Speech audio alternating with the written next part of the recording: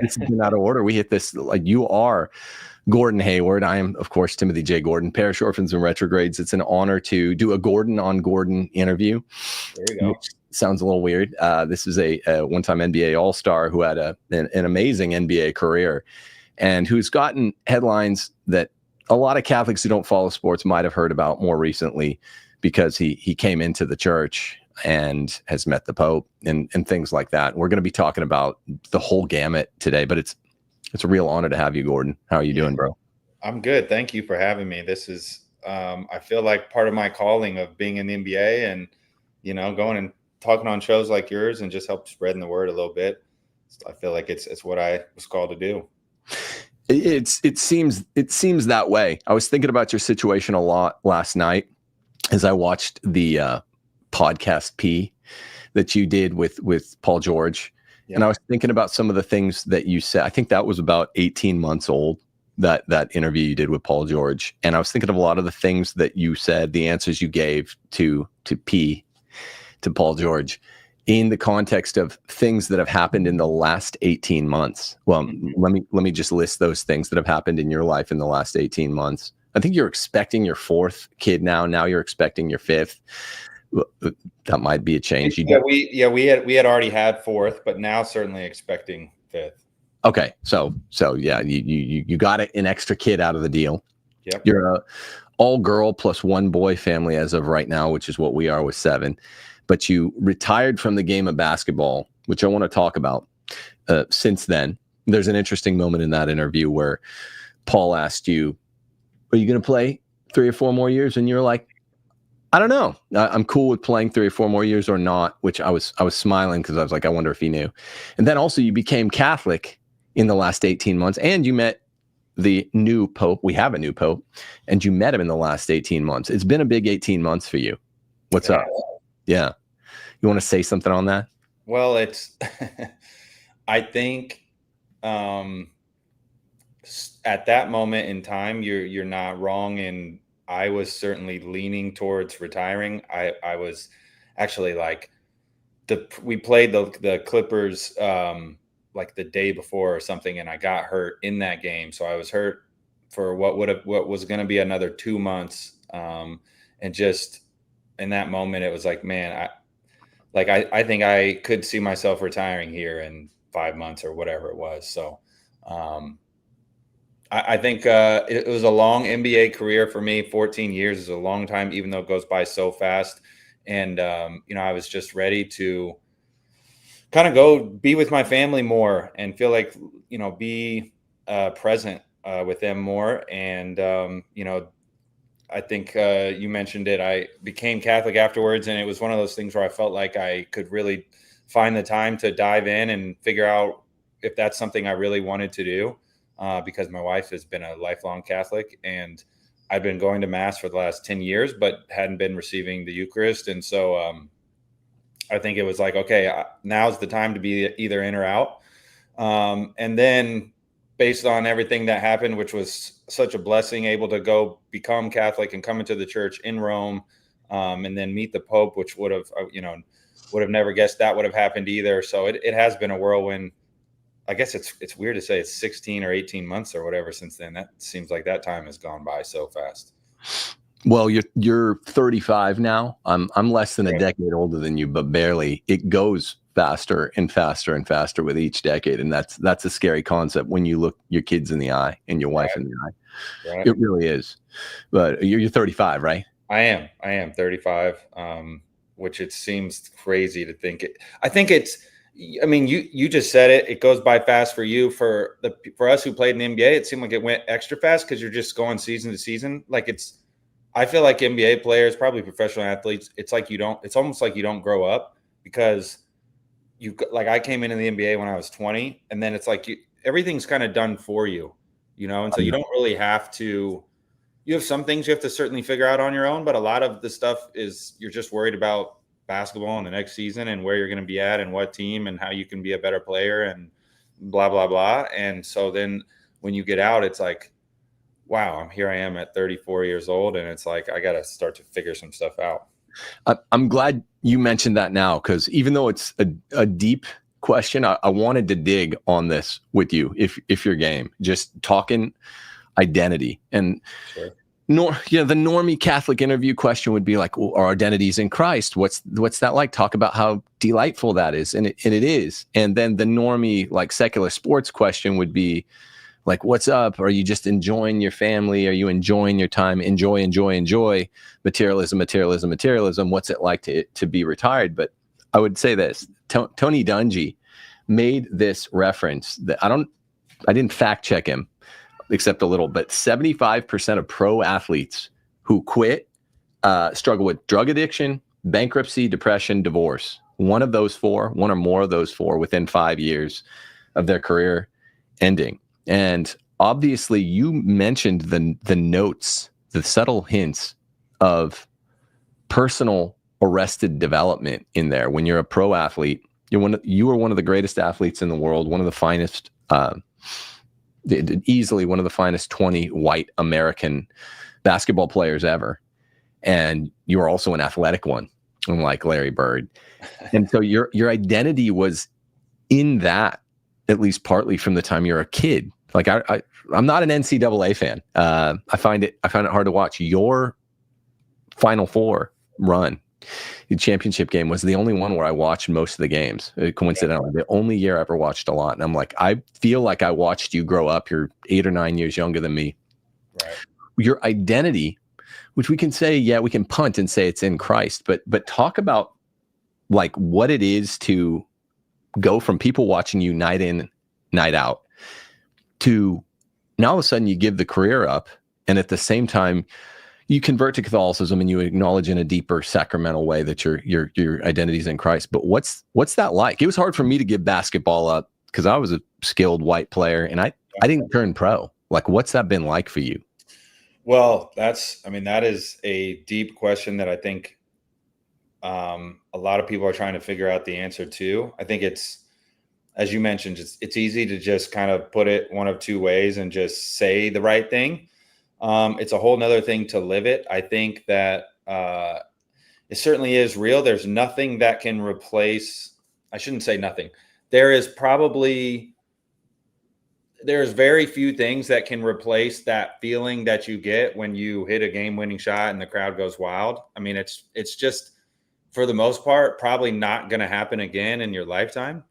Which I think is it's hard to like come to grips with that as an athlete. Yeah. And I think especially with social media, it's really hard you see all these other athletes that get built up and put on this pedestal, and you kind of are sitting there thinking like, well, that was me and now it's not me. And that can absolutely probably make people depressed. I think it can make you start doing drugs. I think you start trying to figure out different ways to get that high and different ways to maybe feel like relevant, I guess, or stay relevant, or, all that stuff. And then some of that is, I think, spending money. You start spending money because that tries to make you happy a little bit. So, I mean, I think it's a very tough transition for a lot of people. I think that's one thing that having faith helps you with. I'm not trying to say that's just the typical answer is like, oh yeah, well, I'm not a basketball player. I'm a believer, and it's easy to say. I think it is harder to live, but for me, I started to, well, my whole career, I kind of had this. It wasn't like I became Catholic, but I grew up Lutheran. So it's like, I've been Christian my whole career, and it's been something that has helped me a lot, especially dealing with like pressure. But yeah, I mean, I think you tussle with that, like, okay, I want to be the best basketball player I can be, and that's really important in my life, and sports are really important, and that helps me provide for my family and all this stuff. But at the same time, not putting so much emphasis and weight on it that it, can wreck your whole livelihood and mental. And so it's a hard balance. It's really hard I certainly don't have it all figured out. And there's definitely times where I'm sitting and I have to like check myself and be like, stop worrying about how you're not playing anymore. Like, it's all good. You got other things in your life, be grateful for everything that you've had. But if you just sit there and like doom scroll on your phone, you know what I mean? Like then it can really start to get you. I'd imagine like don't read your press clippings, and don't read too much into the fact that there are no longer press clippings at this point because you're retired. It's got to be tough. A friend of this show is Harrison Butker, the Chiefs kicker, who's also a Roman Catholic, and we've talked about this some. And he's a little bit younger, and he's still in the middle of his career. But you mentioned the arrested development that goes with you're the best at what you do. You're among the best at what you do. You're the best of the best. A lot of Catholics are kind of like they're still calling it sports ball. They think it's bad to be into sports, and that's been frustrating for me. But they don't understand that what goes into the life of an NBA player, whether it's on the road or at home. I know your routine's a little slightly different, but it's usually you get up and you get up shots, get in workout, and then the rest of the day is kind of yours. Now you and Paul George are talking about even the last 10, 15 years, the team chefs and stuff, even that's gotten more hands-on rather than being hands-off. So you guys are kind of fed and everything's done for you. So it's just playing a lot of video games with your downtime, particularly I'd imagine on the road. And I'm not anti-video game. I just bought my family a Switch 2. We've been playing it nonstop for a week, but like literally day and night. But I don't hate video games. That's another thing. Normie Caths can get all pissed about, sports. Oh, that's bad. Video games, that's bad. I'm like, I play with my wife and kid. My wife's really into it. So fine on that. But what I'm trying to ask is, this does pose a serious risk of arrested development. So guys that aren't tethered to something in the NBA or NFL this has to be contributory to what I cited in the Tony Dungy study. It's like you're like a kid many of them are like kids when they're 35, 38, and they retire because they've had everything done for them aside from be the very best at one thing. That's right. It's kind of what I alluded to earlier. It's like usually everyone's got an agent, right? And depending on different situations and relationship with the agent and the agency that you select, I mean, the agency does a lot of stuff for you too. So, if the team's not doing it, usually you can call your agent and they can help get whatever you need done. And so, you go through your whole career and everything, just like normal stuff you wouldn't even think about, like paying bills or going to the grocery store or, and I guess now with like DoorDash and everything, you don't even really need to do that either. Right. Any sort of stuff that has to be fixed around the house, like all that stuff. And I'm not saying I do any of that stuff now. I was lucky enough, like I can afford to pay somebody for that type of stuff. But I'm just saying, like little things like that, you just, like a lot of guys have drivers too. So like, and especially the foreign players, I remember they have a driver, so they don't even know how to drive in the United States, or they don't bother getting their license or whatever. So it's just like the little things. It's like, you may be 35, but really you're like 18. And not only that, you're 18 with almost unlimited funds. You can basically get away with whatever you want to get away with. Sometimes even bad publicity is good publicity, right? Like it is a recipe for disaster, no doubt. Yeah. And so they come off of that. Well, let me talk about these. Say as much or as little on this as you want. I don't want to be annoying. I'm not trying to be jarring. I'm just, my whole thing is, I'm not just a Catholic guy. I'm a Catholic truth teller. Sure. It's a difficult line to navigate, to be that's a lifelong NBA fan, lifelong lover of the game, and to learn what happened when the NBA got really fat in the 80s. Magic and Bird saved it. And then you learn a bit about the backstory once the NBA was no longer playing games on tape delay, and it got really, really rich under David Stern because of Magic and Bird, then Jordan, the way of life that some of these guys were leading. Magic Johnson, my like pin code had everything to do with Larry Bird and Magic Johnson and Lakers stuff through my whole first half of life. And then I'm like, disappointed to learn, like, don't meet your heroes kind of thing. The NBA got fat, and with richness often comes decadence.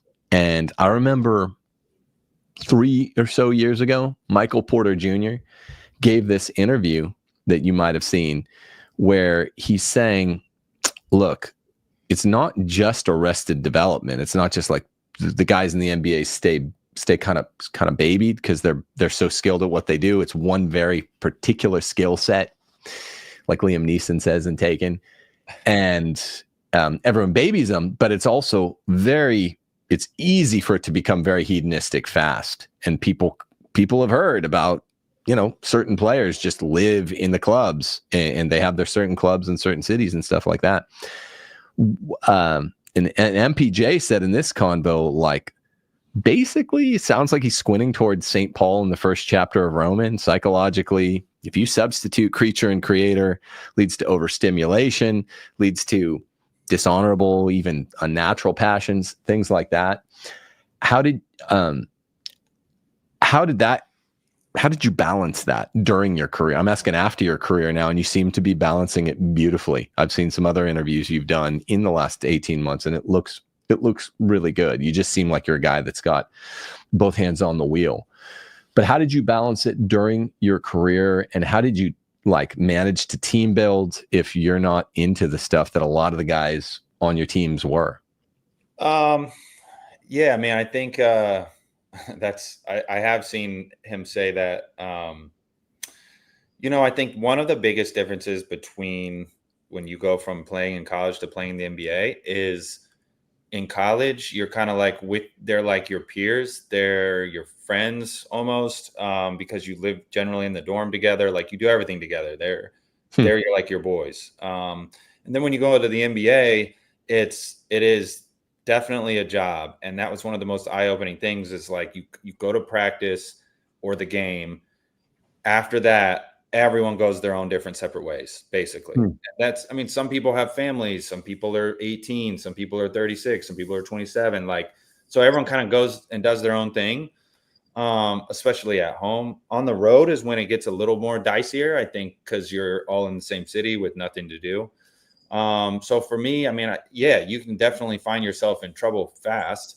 I think it's one of those things where you can't put yourself in those situations. I think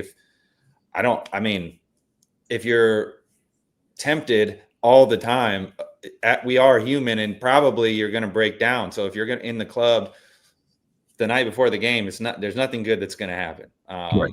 And I think for me, I was able to kind of go out to dinner with a couple guys all the time. And then if they wanted to go out, that was cool. But that's kind of where my bus stopped, and I would go back and, do whatever I did in the room: video games, movies, TV shows, whatever. And so you're able to get a little bit of both. I think it's one of those things where it's like, I'm not as long as it's not going to hurt your performance, I'm not going to say anything. Do you? Some guys, I don't know how, some guys play better when they were out all night the night before. It's incredible they're able to do that. But again, that's their thing. If they want to do that, then go ahead. I think the best teams probably are able to have guys that can go out to dinner and do that kind of stuff, because you just build this chemistry. But it's not necessary. It's not like generally it's like whatever you do outside of that locker room in the court is kind of your thing. But then when you are on the court, now you got to be together and all that. That was a long-winded answer, but I guess that was my thing. It's like I would do a little bit of it, but I'm not going to do the whole thing. Yeah, no, that's what I thought you'd say. And honestly, it's fascinating to hear about. One of the only good things that came out in 2020 was The Last Dance, right? Just legendary sports doc, obviously, on Michael Jordan's last season. For people watching who don't know, we learned that Rodman, I think we already knew, was one of those guys that you're adverting to, Gordon, who could go out all night and for 3 days straight on a bender and come in and get his body, put his body through some things and to play really well. I also was pleased to learn MJ, who I'd hated growing up because I was a Lakers fan. MJ, in the first part of his career, when it was called like Bull's Traveling Cocaine Circus or something, he was just like, I'm staying away. I have Sprite and orange juice. I watch a lot of movies in my little apartment. I want to get up and I want to go ball. I'm like, that was really refreshing and cool to hear. And it just sounds like you're kind of rolling with that. Well, you know, the other thing about MJ that is incredible is as he got older, he obviously got into cigars and then got into golf. And so MJ was able to, like, I've heard Danny Ainge tell this story a lot, but like when he was playing with one of the Olympic teams, it's like, you know, he would go out and play a game and guard the best player and have 30 points or whatever, play the whole game, and then have a cigar, get up in the morning, play 36 holes of golf, and then go play again the next night, which is, I know. I mean, that's crazy. I don't know how somebody can do that. It's wild. And I don't just want to redux things that people have asked you, but you did, you closed your time in OKC in the NBA, but you was nearly closed out in Charlotte, and you had some interactions with the man, right? Yes, we did, but not as many as I would have probably hoped for. The first year I was there was that COVID year, and so he wasn't around that much because we were probably the most tested people on earth, like not even exaggerating. And so you couldn't almost be around the team if you didn't go through that testing. So he wasn't around as much, but we would text every now and again. Right. Okay. Well, that's still pretty cool. I mean, you have him in your phone contacts. Yeah. So that's, you know, that's right. It's crazy because you were on that podcast P with PG-13, and you're sitting there going through just even famous clips that went viral, the Kyrie cooking like 5 world-class players on that one drive. I think you're the one that inbounded the ball to him, you know? Yeah, the Team USA thing. Yeah, the Team USA thing. You know, like I was like, I mean, like, I'm not trying to just ask about other players. You had an amazing career. Like, I followed your career pretty closely. Thank you. I appreciate that. No, I'm not just saying it. Like, that's real. Like 21.7 with 3 or 4 seasons of 19 to 20 PPG. That's like it's a legit run. And I respect it so much. But it's also funny that this, you know, you're the guy that inbounded the ball to Kyrie. Like, I did recently see your famous injury, which I want to ask you 1 or 2 questions about if you're game. Yeah. In the religious context, but it's kind of, I mean, it's not LeBron's fault, but LeBron's the guy you made contact with before you landed. LeBron and Jay Crowder. They kind of like made me, one was hit me up top, the other one hit me below. So kind of like threw off my balance, but yeah. Gordon sandwich. Yeah. You got Gordon sandwiched. Yeah, that's right. Yeah. So, I mean, if we could talk for a second about that really, really, really gnarly injury that you had at game 1, 4.5 minutes into the beginning of being a Celtic, which is also just legendary. You know, I hated the Celtics growing up. Now I think I might like them more than the Lakers. Yeah. You're on that team that's stacked. And it was interesting what you said to PG-13 about the individual, you know, intents and drives, and motivations of the players constituting that team. But 5 minutes into the season, you suffer one of the top 10 most horrific sports injuries I've ever seen, up there with like Kevin Ware. Mm-hmm. And it, you know, you've talked a lot about it. I've seen you do a lot of interviews about it. Did it get you closer to our Lord? I mean, this is like actually a Catholic question. Did it get you closer to our Lord, that there's so much psychological hardship that goes along with it? Forget the bodily hardship. How did that? Suffering's beautiful. Christianity is the only true religion, and it's the only one that knows what to do with suffering. Buddhism says do anything to avoid it. You're uniting yourself with Jesus if you can suffer in a sanctifying way rather than in a vainglorious way. How was that year? Yeah. To really 2 years of recovery, because once you came back, it's even harder in a way. You mentioned that to PG. Anyway, just go off on that. Well, I think it's certainly was the toughest couple years of my career, and I think initially you're like questioning, like, why did you? Like, here's the thing too, is like I went through this whole process deciding to leave the Jazz, which is where I kind of grew up, and I you know, my wife and I lived there. We got married. We had kids there. And, you know, that was like asking God, like every day, like, what should I do here? What should I do here? Should I leave? Should I go? Like, and then I decide to leave. And the first game, it's like, there goes the whole season. And so initially it's like questioning, like, well, why did I come here if this was how it's going to be? And it really wasn't I didn't ever talk to a psychologist or anything leading up to this point in my career. Like, I was pretty lucky, and I just didn't feel the need to. And then it wasn't till I talked to sports psych by the name of Dr. Stephen Durant, who at the time I was working with the Bruins, and I think he still may do it now, but big time, like Irish Catholic, typical Boston Irish Catholic, if you would think of that in your head. But he also had a traumatic injury. He got his eye like gouged out playing rugby.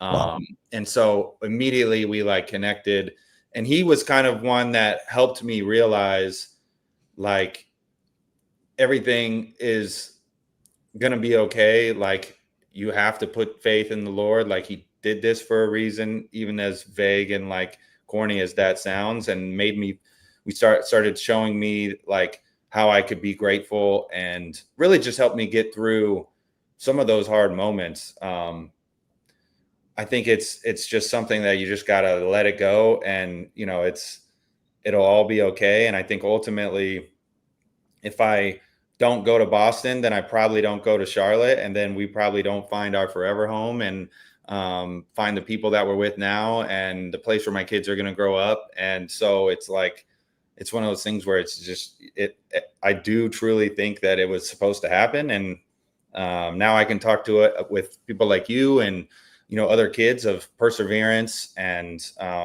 you know, just all the things that you have to do, and that it's not always going to be like peaches and cream, I guess, you know, like ultimately it changed the shape of my career and what happened after that. But, you know, I wouldn't be talking to you today probably if it didn't. So.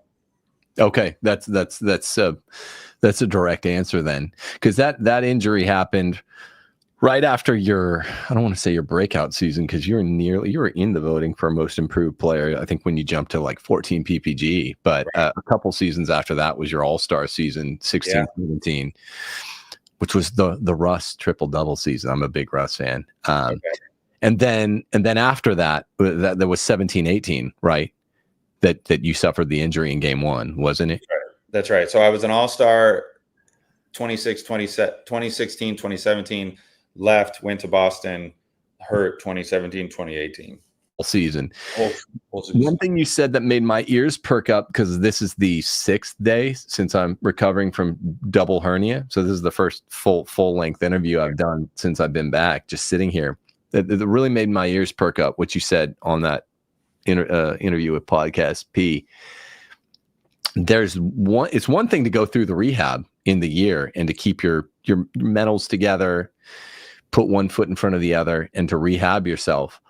But then there's a next step. Once you're technically rehabbed, you go back in, I guess, 18, 19, and you don't feel quite like the same player, but you don't have people sending you sympathy cards anymore. It's not an active recovery anymore. You just feel like maybe you lost a step. I was also surprised to hear that Paul George said he never fully recovered. You said it took you 2.5 seasons to fully recover, but you did get your explosiveness back in that, what is it, left ankle?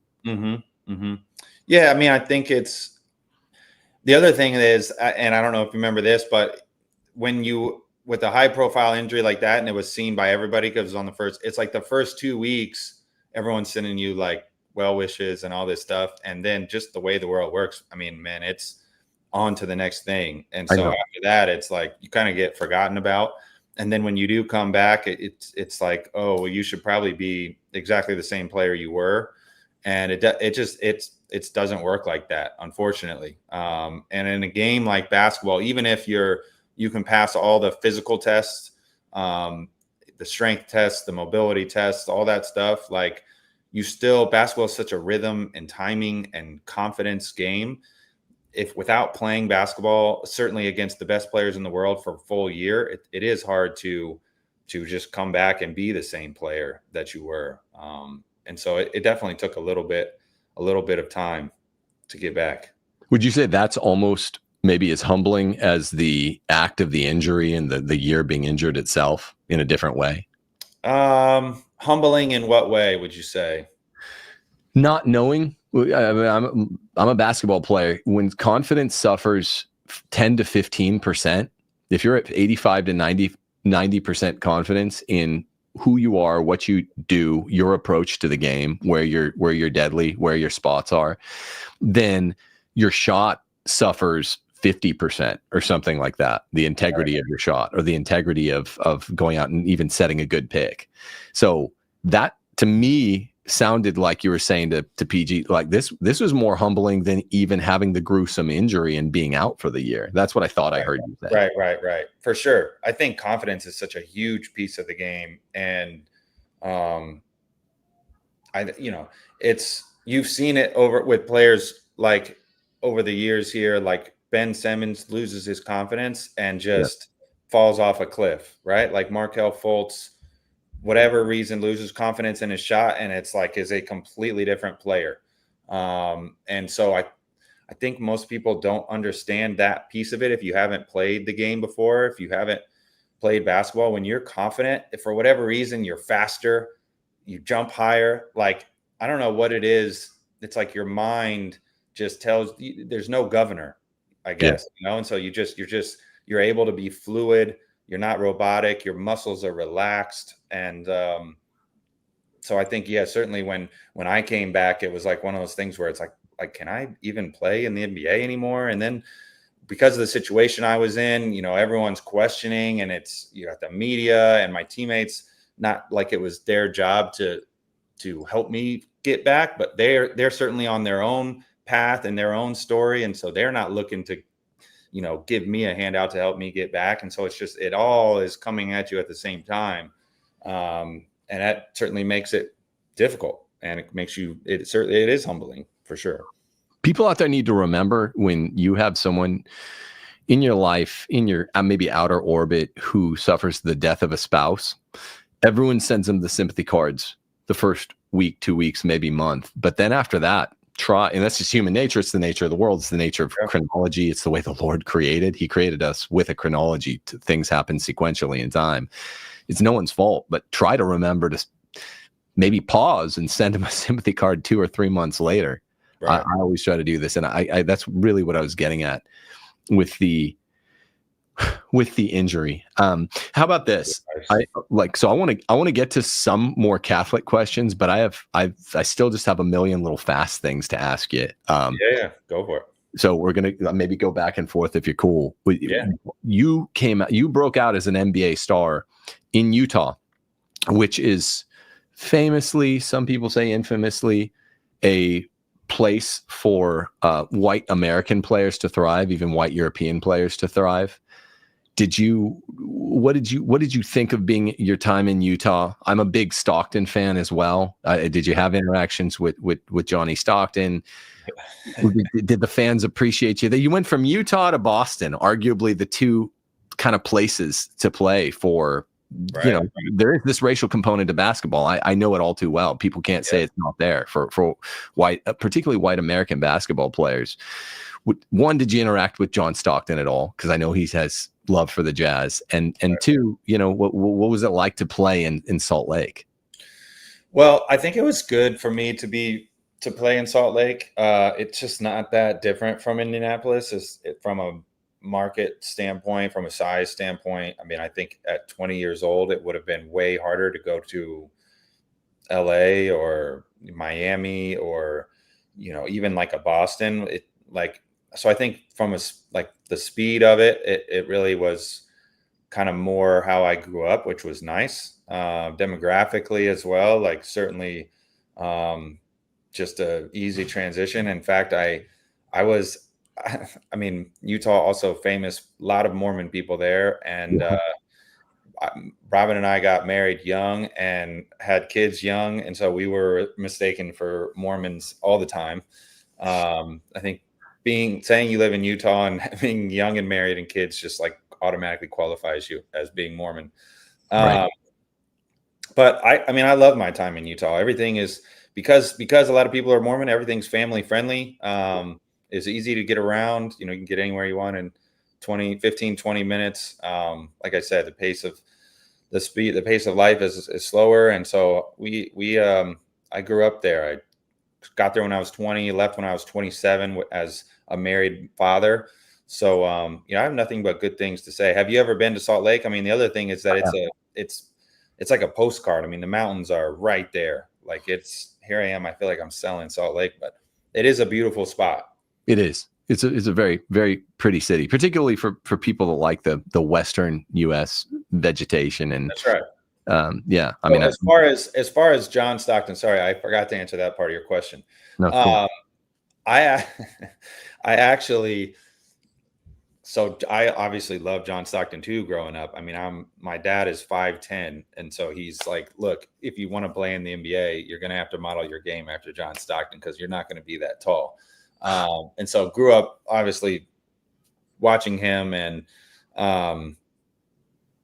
so before I left, he didn't come around too much when I was playing there. He just didn't. Karl Malone came way more to practice and stuff. I think John was just more low key, and he didn't live in Salt Lake. Jeff Hornacek, I don't know if you remember Jeff, but of course. He helped out with our team and was great for me as a young player. Really helped me out, and we became friends. But right before I chose to leave the Jazz, he actually came out to my place in San Diego and spent the day with me, and kind of like tried to convince me to stay with the Jazz. Really? And so that was obviously really cool. It didn't work. I ended up leaving anyways, but spent the whole day with John Stockton. I mean, that was incredible. That was really cool. That's amazing. That's amazing. So did he just show up, or was it like, hey, can I show up? Yeah, he just knocked on my front door.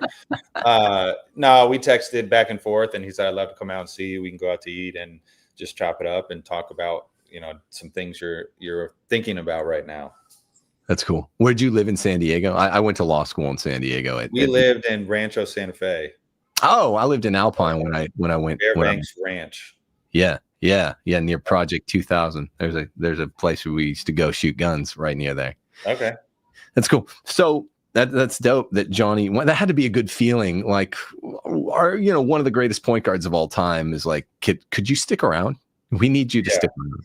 Well, it was more like, hey, he wasn't putting that much pressure. He was like, obviously do what's best for your family or career. But it was one of those things where he was like, hey, I spent my whole career in one place, and I feel like that was really special and unique, which it is. I think it's extremely rare and hard to do, and I think you almost have to get lucky for that to happen. But that was kind of the pitch was, hey, you have a chance to spend your whole career at a organization. Yeah, it's beautiful. That's beautiful. And people forget all-time statistical leader in two of the 5 categories. John Stockton. It won't ever get broken. It's not even.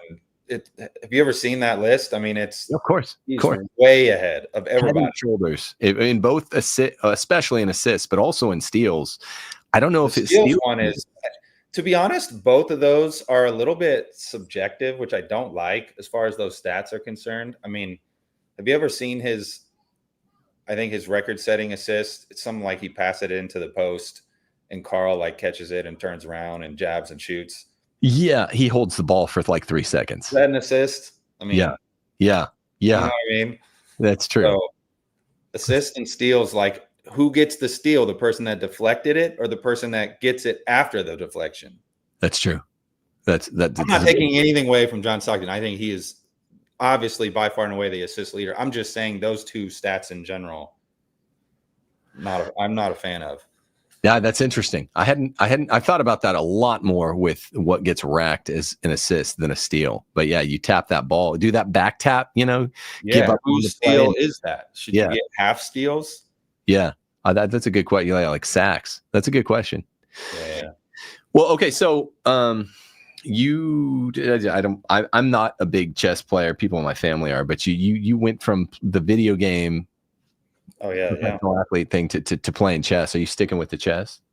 I still play chess from time to time. I go through phases where I play it a lot and really try to get better, and then I kind of like plateau, and I would have to put in a lot more time if I wanted to improve. And but I do love the game of chess. I think the game of chess it's an amazing game to help with critical thinking and planning ahead. And you don't have to play. You can play on a board. I love playing on a board. It seems everything now is on a screen, but It's I do classic. like chess. It's a fun game. Yeah, just the feel of the game, the cold right. board, the beautiful pieces. That's Right. part of it. Everyone knows that tactile sense. You go out and shoot free throws in your yard, barefoot, and your like pedidexterity heightens your ability to shoot the ball. A lot of people don't understand the neurology that goes into that. Touching the chessboard and stuff, I would imagine, is a fundamentally different experience, especially for a high level athlete. I just thought it was interesting. You said you kind of were ditching the video games for chess, but I was thinking, well, I haven't totally ditched video games. Now let's not get that confused. Okay. Yeah. I still love video games. In fact, my kids are now into it a lot, and I wrestle with how much they should play because as a young kid, that was like the one thing I would go to school, do sports, play video games. That was like my thing. And I remember getting into arguments with my parents, like, me too. I'm never going to tell my kids they can't play video games. Like, you're trying to limit the amount of fun. And now as an adult, I totally get it. Because they're just sitting there on they all play Roblox on their iPad. And so they're just sitting there like they could sit there all day if you let them, and it's as a parent, you're like, this can't be good. I don't like on the iPad because we got them iPads with obviously no phones for my kids. I teach them, we homeschool them. So it's like I teach them Latin. We'll be in there during the day. We just do everything as a family. We're sentence diagramming. We'll go out together, go to the pond behind a house. But then I'm like, yeah, video games are cool. I just bought them a Switch 2 and I'm playing 4 hours with them in the summer. Yeah. But I don't like the iPads when we're watching a family movie. It's like, I'm going to have to take the iPad. I want you guys to actually watch the movie with us. 100%. No doubt. Now, I will say, like, I am a proponent of, if you are going to have the iPad and you're going to play a game, I would much rather you do that than have the iPad and watch some silly show or watch YouTube or anything like that. Like, because I think, again, when you are playing video games, you're critically thinking. If you're playing with friends, you're working on communication and strategy, and there's a little bit of hand-eye that goes into it. So I would rather that than just the sitting there scrolling or, mindlessly watching some TV show. So totally. But again, balance. I do get the balance now. Yeah. Well, yeah, I texted you this morning and you texted back. Now I forgot you're in Charlotte. I thought you're out in the West, but I was like, bro, you texted back at 6:30. That's good for a retired man. Yeah, well, you know how it is with 7 kids. Although you're not doing carpool pickup line, the school get you on this routine of getting up, walking the dog, getting everything going, and then carpool. That's why we love homeschool. But have you got your kids a Switch too? It's really dope. They do. They have a Switch. They don't have the Switch 2 though. But I might have to do that. It's pretty fun. I'm not gonna lie.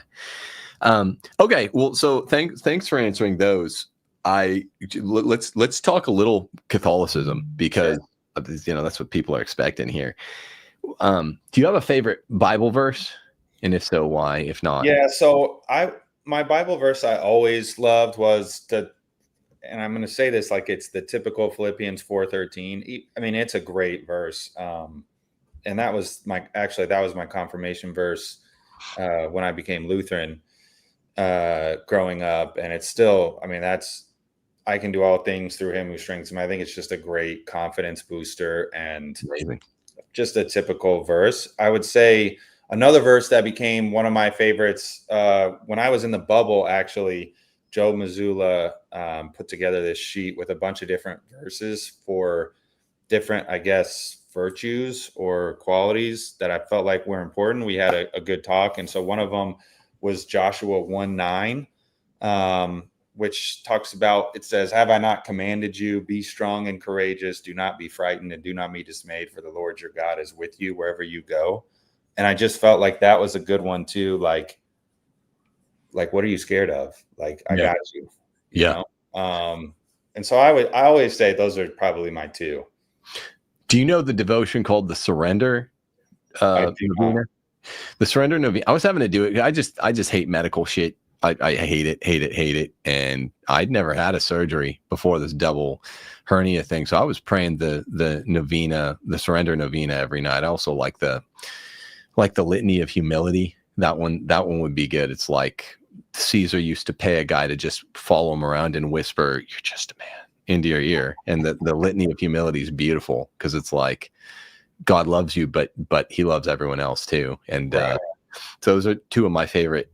Well, it's interesting. So all like these devotions are brand new to me because I just got into this side of it. And so I'm still learning so much about Catholicism and some of these devotions. So it's been fun kind of just looking into all this new stuff. Have you picked a favorite yet? Not that you have to. It gets a little bit like Catholic girl online. Like, here are my favorite 12 devotions. Like, I kind of make fun of that stuff. But well, to be honest, I probably haven't done too many of them. I would say the one I've done more than anything is the Rosary. Beautiful. That would be considered a devotion, right? Of course. My favorite. I do that one. I use is it Hallow or Hollow? I think it's Hollow. Yeah. Hollow app. And I do Mark Wahlberg generally when I'm like going on the way to my workout, which seems to be like the perfect 16 minutes. And so I've been doing that one a lot, which that one's, I said this to somebody else, I think in an interview, but I'm not at the point where I'm getting there, but I'm not at the point where I can meditate on what you should be meditating on while saying the words. The mystery. Because I still have to sometimes look to see what the words are, if that makes sense. Yeah. Of the Hail Mary, or you mean like the Hail Mary, and then certainly some of the other prayers that are said, the Glory Be, and what's the other one that's like Our Father, Glory Be. Fatima prayer, you say. Yeah, that one. Yeah. Did you know how much the Rosary is my favorite devotion too? Do you know how much it's changed over the years? There's still a basic core what it takes to do a rosary. Like if you look at your rosary and it's the crucifix, which represents, you're supposed to say the Nicene Creed, right, or one of the creeds, and then Glory Be, 3 Hail Marys, another Glory Be Our Father. You don't even have to do that intro. The original like Dominican way to do it, the ancient way to do it, as given to Saint Dominic, is just 5 decades. And I don't know if you understand the internecine squabbling between trads, Latin mass going Catholics. I'm a Latin mass going Catholic, but I form a kind of tightrope between them. And other Catholics the trads don't like any change. Right. Well, you have the mysteries of the Rosary before John Paul II. I don't know if you know any of this. Was like the glorious, the joyful, and the sorrowful mysteries. Right. Mm-hmm. That was it. Well, John Paul II added on Thursdays the luminous, right? That was new. That's like 30, 35 years old. Wow. And so trads will get pissed about that and say like, on Thursdays, I still do blah, blah, blah. Just one of the other 3. I'm like, bro, the luminous mysteries are amazing. It's literally the baptism of Jesus in the Jordan. It's the wedding feast at Cana. It's the institution of the Eucharist. It's some of my favorite stuff. And I'm also looking for a little bit of variety in my daily devotional. So I really do I get what you're saying about sometimes you just think about the prayer, but I get more out of the Rosary. And Father Chad Ripperger, America's exorcist, he hangs out with Trump sometimes. He's a friend.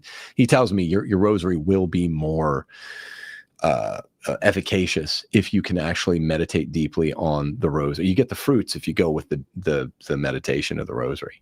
I can believe that. I definitely can believe that. You can probably say it without even thinking about it, and then you're able to. It's weird. You're like, I said that. It's like a saying to do something without even thinking about it, which is kind of what you're doing when you say the Rosary, and then it allows you to think about the meditations of the things you just talked about. Precisely. Yeah, it's cool, but it's all new. I'm psyched that you love the rosary because it's a weapon. It's a real weapon. You know, Battle of Lepanto. I mean, the rosary, Our Lady of the Rosary has saved Europe throughout history a couple of times. Can you explain, because I know this in some of your questions, and maybe hopefully I'm not out of bounds with this, but when I became Catholic, there were obviously some things that were harder to get through. Yeah. And like with the rosary, can you explain, and maybe this will help with some of your listeners, or maybe they already know this, but the difference between isn't there something in the Bible where it talks about not just saying repetitive prayers over and over again? However, that's kind of what the rosary is. Yeah. So think about our gospel from yesterday. Jesus teaching a repetitive prayer to the apostles. He says, when you pray, say it in this particular way. And he taught us the Our Father. Right. Yesterday's gospel. The repetitive prayer, it means, don't turn your mind off. Don't just go through it by rote. Same thing where it's like, never let someone see you pray. Well, it's actually really beautiful for sons to see their father praying on their knees, the full G.K. Chesterton posture. So we don't want to be, if someone says, I'm so hungry I could eat a horse, I would say that doesn't mean they're eating equine on the side, Right. Literally Jesus taught us that prayer that is meant to be repeated. The admonition in scripture is, don't let your mind numb. Don't let your mind go to sleep. And especially don't do this by rote. And when you couple it with the other scripture, don't do it just to be seen. But at the same time, it's good to repeat your prayers. Sure. It's all throughout the Psalms. Those are repeated prayers. And it is good if young men see their fathers praying. Like that's in the 70s and 80s after Vatican II, the crisis in the church was young men some were being dragged to church by their moms. And the statistics are really stark. Unless it's your dad doing it, priest, prophet, king of the household, no young men want to do that stuff. So you take it with a grain of salt. Does that make sense? Yeah, that makes sense. You're actually in the Charlotte area. Did you hear about the whole dust up with the TLM? Have you ever been to a traditional Latin mass there, or did you hear what happened with the bishop there with the TLM? I don't want to get you in trouble here, but so I know that he did cancel all of the Latin masses. Is that right? Yes. And the new Pope. I was supposed to go to Latin mass one time, and then we couldn't make it. There's one church in Charlotte that does it. Yep. And now no more. Yeah, but that's being sort of, the new Pope is like, look, I don't want to get into the whole church politics thing. That's one of the things I'm known for. He's a big critic of Francis, and he was a big critic of traditionalists.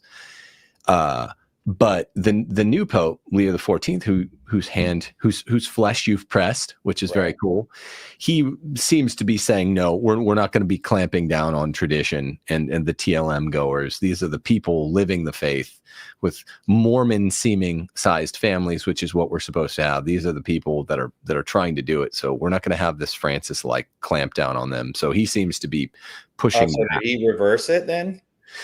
Yeah, and there's a lot of speculation. I don't know if you know this, but that Leo might even reverse some of the more strict clampdowns on the Latin Mass put into place by Francis. In a document called Traditionis Custodes, Francis was really pushing back on the Latin Mass. What's the reason? Why would he push back on it?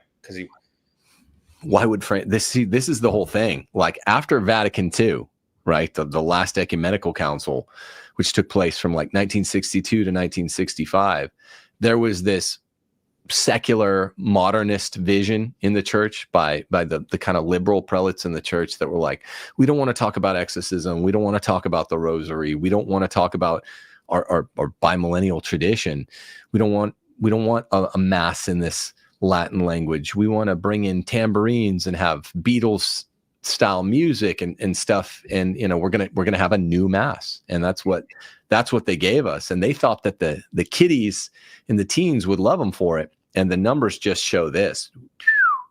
like everyone stopped going to church, and everyone missed tradition, and everyone missed the Latin, and everyone missed the chant. And so Pope Francis, our Pope Leo's predecessor, was seen as being, I think rightfully seen as being bitter about that. The fact that vision in the 60s and in the 70s, right after the council, was dead wrong. People didn't want more hip Beatles music. They actually wanted tradition. And the numbers show this. You came into the church in late 24 or early. That was the fattest year of converts particularly American Zoomers, in decades. And they're connecting with tradition, which is why I was curious, what you knew about what had gone on in your diocese. That was a big deal, I didn't know that happened. Yes. Try to get to, if you're ever in New Orleans, like, I'll hit you up. I'll bring you to some good New Orleans food, and I'll take you to St. Pat's, one of the oldest churches in America, where all my kids do all their sacraments there. We'll go to the local Novus Ordo for a weekly mass, but we like to get down there once a month. It would be cool to take you to a TLM. It's a real thing. Yeah, that would be cool. Is it true Joe Mazzulla sent you Joe Heschmeyer's book? I'm friends with Joe. Yeah. The Eucharist is really Jesus. Yes. Yeah. So that right. would Joe Mazzulla that sent you Joe sent you Joe's book. Joe did. Gordon is asking Gordon. Timothy Gordon is asking Gordon Hayward. Yeah. That was that book a game changer for you? It really was. It was a game changer, because I don't know if this is the exact Lutheran teaching, but my understanding growing up was that it was just symbolic. And, I think communion meant a lot to me, but it wasn't actually Jesus. And so after reading that book and hearing some of the reasons why it actually is, it just made me feel like I've been missing out this whole time. And I don't know. It felt like it was like one of those things where it's like, well, now I have to do this, like, because I'm not really fully partaking in what I should be. Well, I guess it gave me just like big FOMO, I guess, like getting it wrong this whole time. Not that I was, not to like put other denominations down or anything, but it's not the same. So I felt like after reading that, it was, all right, I'm in. I'm fully in. Some of the other stuff was still hard, and I had to talk through the priest, Father T, to kind of talk through some of the other stuff. But it was like, I can figure out that other stuff, but I have to receive the Eucharist. What was the hardest thing coming from being a Protestant to becoming a Catholic? And your wife, Robin, was Catholic the whole time. But what was the hardest saying? There are these hard sayings of Jesus. I think it might be John chapter 6, bread of life. But what was the hardest thing to get over for you as a former Protestant? And what did you think of John chapter 6, gospel, bread of life discourse the whole time you were a Protestant? Those two separate. Do you mean like just as far as the Eucharist is concerned, or other things that was hard for me to get through? I mean, sorry, I'm pitching two balls at once. That's not cool. But I meant, Protestants will say, oh, you guys worship Mary, or why do you pray to saints? Or what's the deal with purgatory? Or why do you think the Eucharist is you think you're literally eating Jesus? Which of those was hardest for you as a former Protestant? The hardest one was, well, there's probably two. The two hardest ones were Mary being perfect, because in my mind it was like the only person that's ever been perfect was Jesus. That was how I grew up. And then the other hard one was the Pope, right? Just the Pope being, I think you think when it say he's infallible and everything that he says is the truth, like it in the sense of teachings is right, but not just like his opinions on different things. And so I think those were the two hardest, I would say. That's interesting. And did it help you to see after the fact, like, oh, like Mary in the third and fourth council was being dealt with as Theotokos, not just Christotokos, and they did this very, very early on. They dealt with this question. Was that reassuring? I think what was reassuring was more just about how Christ is perfect, and for him to come into this world, he had to go through somebody else that was perfect. And that helped me logically think, okay, that makes sense. But certainly you can see how, it would have questions. People would have questions about it. Of course. Yeah. And then you see some of the stuff from, the typology from Old and New Testaments on the description of the Ark of the Covenant. Mary's the Ark of the Covenant. I'm sure you've seen this in the exact same description. Like, she is the Ark of the New Covenant. That feels good later. You're like, I'm proud to be Catholic. That's right, for sure. And of course, the papal question. We only know 2 examples for sure. There's probably 3 or 4 more, but 2 certain examples of the Pope speaking ex cathedra. He's not infallible unless he declares what he's saying infallible, and that's only the 3rd and 4th Marian dogmas. So we don't even have to think that much of what Pope Francis said was anything but infallible. Right. And I think the other thing about the Pope that would trip me up was thinking there's been popes throughout the history that haven't been necessarily the best. So it was like, how could there be a Pope that was leading people the wrong way? Like, this doesn't seem right. Like, why would God allow that type of thing? You know what I mean? Of course. How'd you get over that one?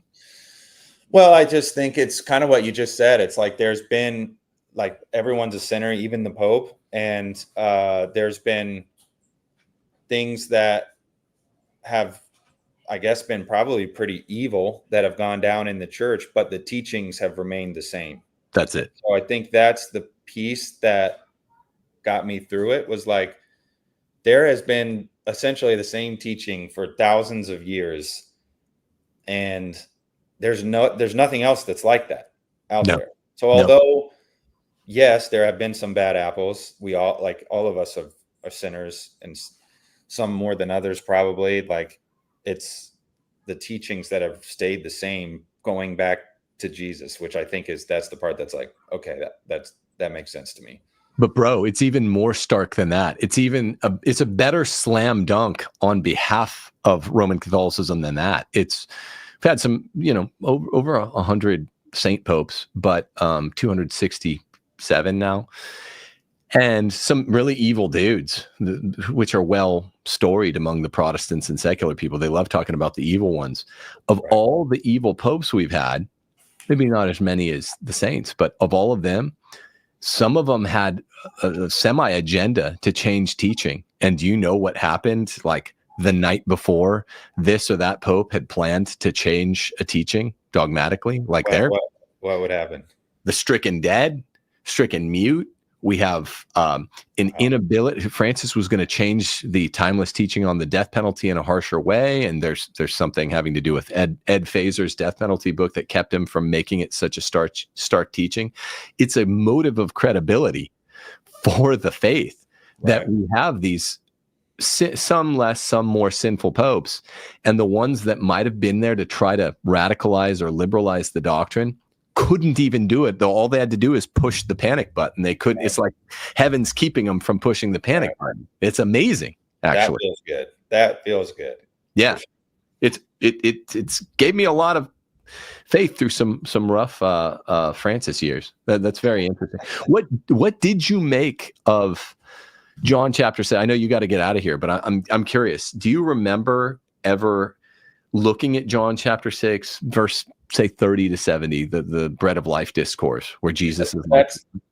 What did you think of that? That's the one where he's talking about can you go over that one real quick again? Sure. That's it's where he says, look, my body is true meat. And he says the word true is in Greek, it's literal. It means non-figurative meat. My blood is true drink. And unless you eat it unless you gnaw it. The Greek verb that he uses is like the animal term for gnashing your teeth. That would very, very, very non-symbolic, very literal. Then you cannot have life in you. And this was the teaching Jesus gave that made more people than ever leave his side. And he asked Peter, like, what do you think of this? Are you going to leave me too? And Peter's like, where else would I go? Yeah.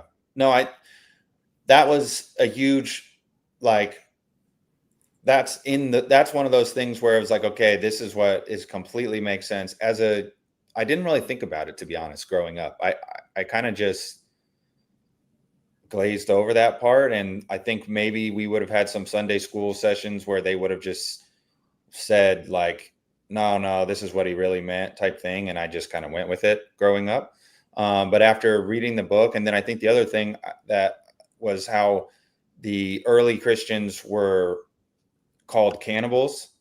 That part which is well documented, I think, also made it like, okay, wow, like these early Christians really did believe that, that people really thought that they were eating Jesus, and they were called cannibals for it, which was like, okay, this clearly was the teaching that Jesus gave us. And so that made it like all the more clear, Yeah, like Nero, I think, was one of the ones that started those rumors about them being cannibals, which is because like you go through the synoptic gospels, Matthew, Mark, Luke, which gets cited every mass at the transubstantiation, is like, do this in memory of me. Mm-hmm. And as a Catholic, I get where Protestants can be like, that sounds like it could just be a kind of symbolic reenactment. Like I get that, but then you go into the non-synoptic gospel, you go into John, the hitter, the heavy hitter, John, the deepest one, who knows some philosophy and theology, and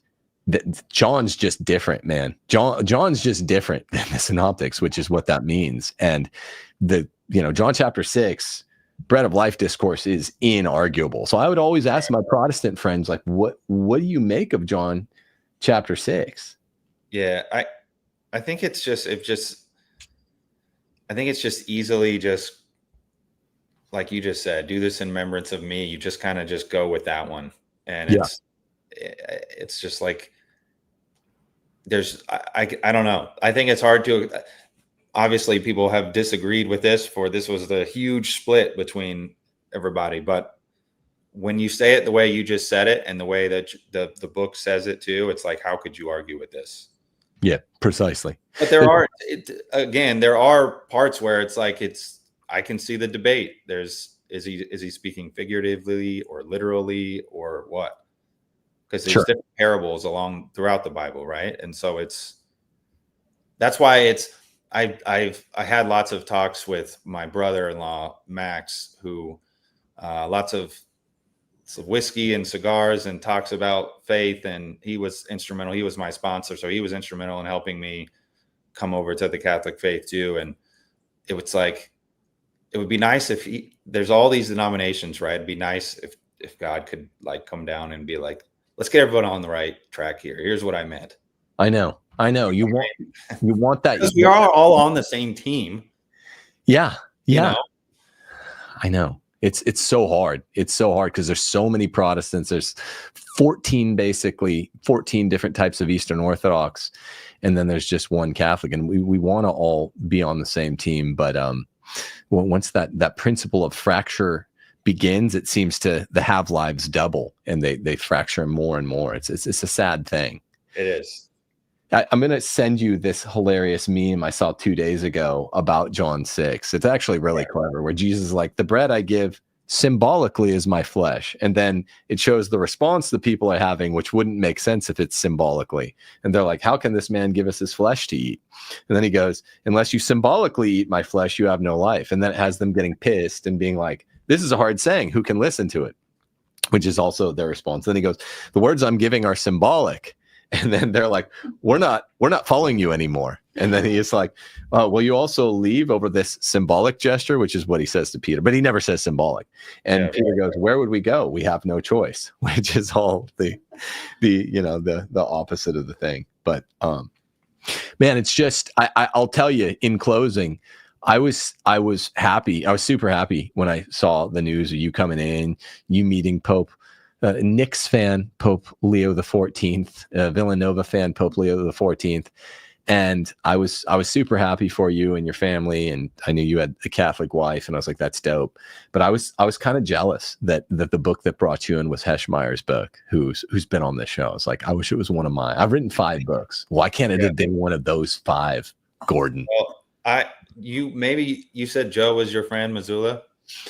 No, I'd love to be friends with Joe Missoula. No, just Joe Heschmeyer. Oh, Joe Heschmeyer. Okay, I was going to say, if you were friends with Joe, you should have had him send me one of your books, and then that could have been the book.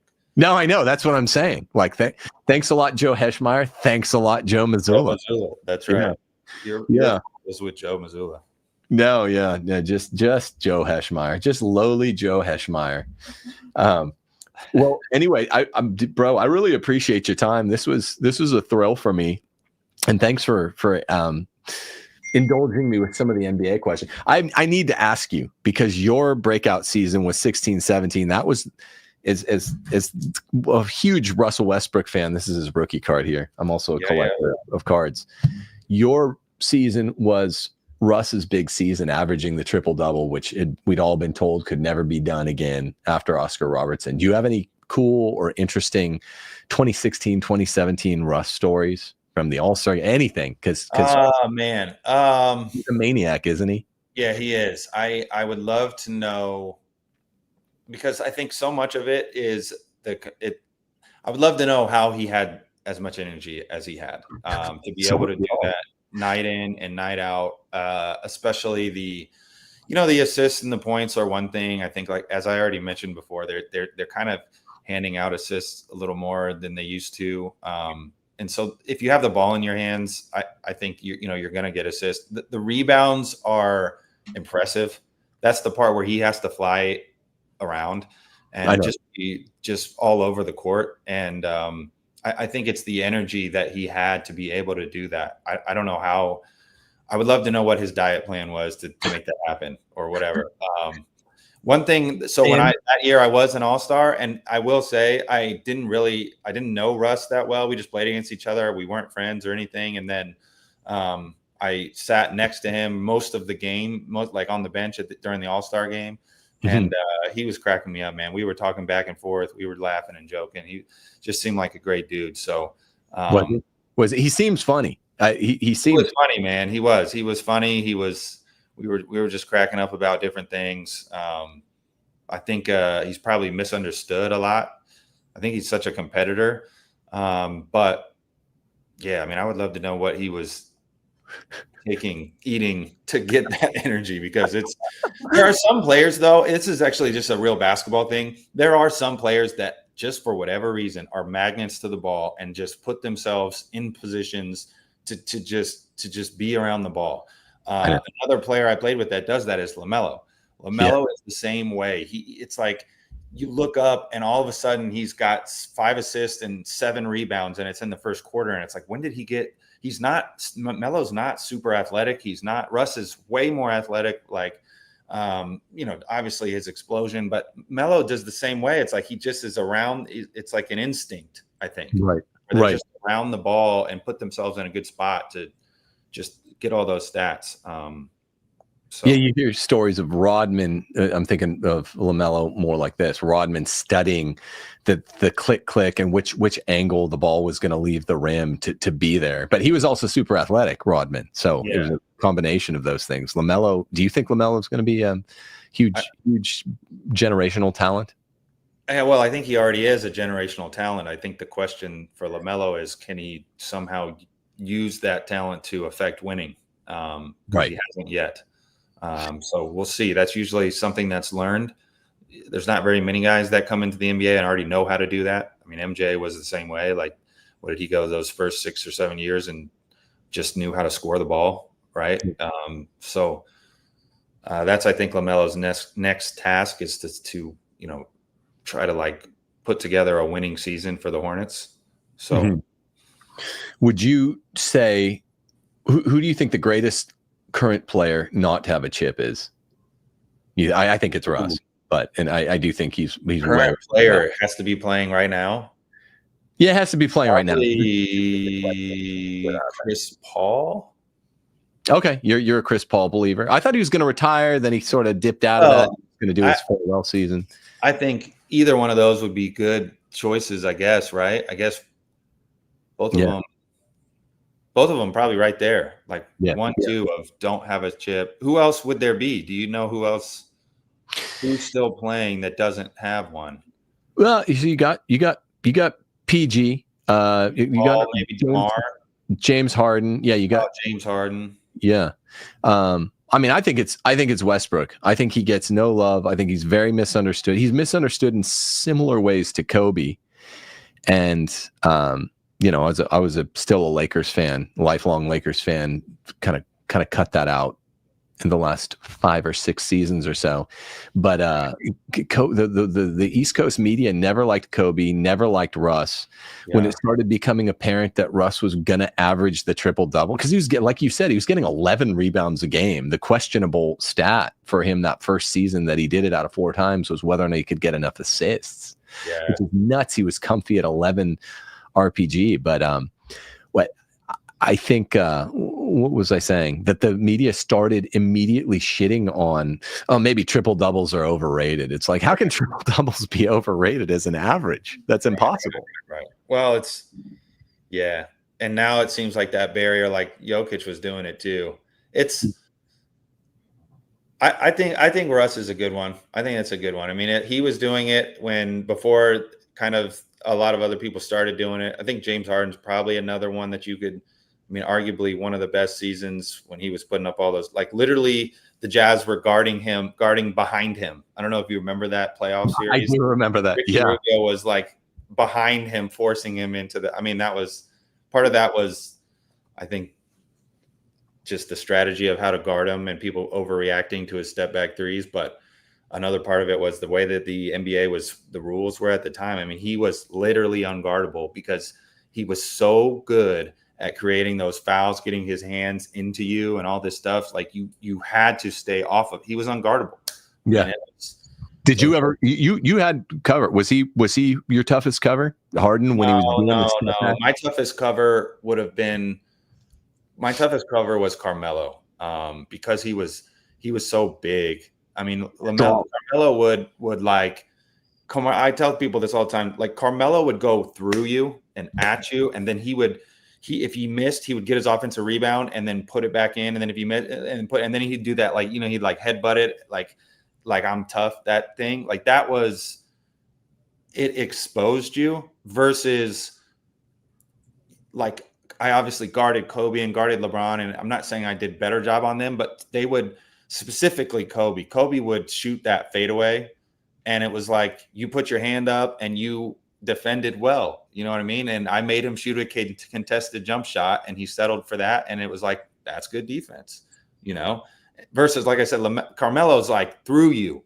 Right. I've heard that. So it's like, you're just getting exposed. There's no, like, that was good defense. Like he's either going to get a foul on you or he's going to score on you. So he was my toughest cover for sure. Was Kobe the best hard shot maker of all time? There seems to be consensus on that. I would put him or KD. I think in my opinion, KD is the best scorer there's ever been.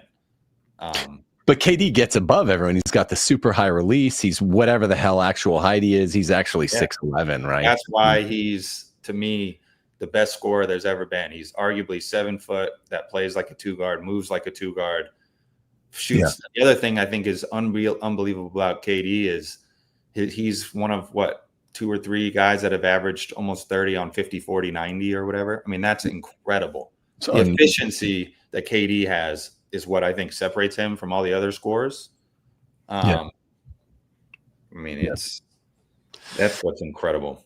All right, I swear, last question. Who's on your Mount Rushmore? And like take a second and breathe in some Gordon Hayward breaths, and because this is very serious to me. Like my Mount Rushmore of what? What's the Mount Rushmore? Just all time. Like, give me your top 4 players of all time. Yeah. Jeez, yeah. I mean, this one. Do you already have yours? I have mine. Yeah, I have mine. Can you give me yours to get me in the right frame of mind here? Okay. Yeah. No, I go my own way. Sure. Obviously MJ. We don't have to be different for different sakes. I have Kobe number 2. And again, he never you're numbering these. It's not just 5. It's okay. Number 2. I'm just going for So if you want me to go 5, I'll go 5. So I have. Oh wait, how many is it? 4? It's 4 technically because it's 4. Let's do 4. Let's do 4. 4 is easier. Just make it easier. Kobe, MJ, and I go back and forth on Kareem, Larry Bird, or Larry Bird, Kareem. But I definitely have Larry over Magic. Growing up in LA, being a Magic fan, I always thought Magic was a better player until I realized Larry won MVP 3 times before Magic had won 1. Larry took a 29 win team to 61 wins. Magic was just playing with Kareem, an already great team. So those are my 4. Okay, I'm gonna go 1 and 2. I think it's no brainer. MJ and LeBron. I think you're a LeBron guy. Okay. I'm not necessarily a LeBron guy. I just think it's one of those things where his longevity and his career, I don't know how you can't put him on there. So I take MJ and LeBron. I think MJ is the GOAT without even a question. And then my next 2, I think that's where it gets really subjective. I think my next 2 probably Larry, because I'm from Indiana and he's from French Lick, so I got to put Larry up there. And the last one, it's like I'm probably going to get flagged for this one, but Wilt. I think the statistics that Wilt has are, I mean, not even close to anyone else's statistics, like per game and season, and the points that he put up regularly. Like, it doesn't matter to me that nobody else was his size or whatever. I mean, it's from a statistical standpoint, I don't know how he's not included. So. No, that's fair. Let me justify my things here. So 2 things. My lack of inclusion. Wilt, I do have a strong bias against ancient NBA. So I'm a basically mid 70s and beyond guy, which is why Kareem's a lot later than people think. You talk to a lot of young guys. Kareem's totally different era from Wilt. From Wilt, yeah. One of the only players that I like that are really early are Wilt, Jerry West, Oscar Robertson, and I've watched a lot of tape. But the league was so small. People are like, you got to put Bill Russell. There were like 12 teams, and it was a bunch of little like Jewish accountant guys plus like Wilt and Bill Russell. So it was just a different game. It was a different sport before 75. NBA merger, 3-point line, wherever you want to count it. And then with LeBron, he's got no homo, like the best body for a 6'9" guy ever. Super. Wait, you didn't put LeBron on the list, did you? No, he's not on my list. That one's wild to me. But what's he the best? I know he's great all around. He's a great all around player, but no one was afraid of him having the ball in the 4th quarter. Well, I mean, were you? If you had to guard him, were you afraid? I think there's probably other players you could be quote unquote afraid of, but I think just he's got the most points of anybody, right? So then automatically to me he beats out Kareem. Then he's got, how many titles does he have? 4. 4 titles, however many MVPs, which he would have had more MVPs if the league would have just let the MVP thing to me is like, there's been multiple guys that should have more. The league didn't want to have the same guy. Yeah. I mean, he is the most gifted athlete I think we've seen in maybe ever. In terms of strength and speed, I'm with you. Yeah. Strength, speed, height, like, I don't know. And I'm not necessarily like a LeBron guy. I pick Kobe over LeBron, but I just think from his career's work, it's hard to say that somebody had a better career than LeBron. Because of the longevity. I would never argue that against longevity, but I think the generational player from basically, 07 to 25 is Steph Curry. You stay on one team. They've each got 4. Steph, I was going to say, you could put him on that list. I was just about to say that. You really could. And the thing that's amazing about Steph for me is that arguably, you can do, like when I say the general public could potentially do things Steph Curry does. The general public has zero chance to do anything Wilt did or LeBron does or KD does or Giannis does or Shaq. You know, meaning you have to be 6'8" and or 7 feet and strong, athletic. Steph's not necessarily that. Now his hand-eye is otherworldly, but he's a 6'3" semi-explosive player, right? It's like all skill. That's impressive. That's so impressive. Right. Beautiful. Beautiful. That's amazing. You put Kyrie as your most skilled player, I think, ever when you talk to Paul George, and that how could anyone dispute that? So again, similarly to Steph, right? And not as good of a shooter as Steph, but has way more game, I guess, than I would say than Steph. Yeah. As far as like post work, finishing three, like one-on-one moves, I guess I would say. Yeah. But, yeah. That's good. That's good. Okay. Last one. Who's the best on-ball coverer you've ever played against? Then I promise I'm out. People are gonna like defender. Yeah, defender. Kawhi.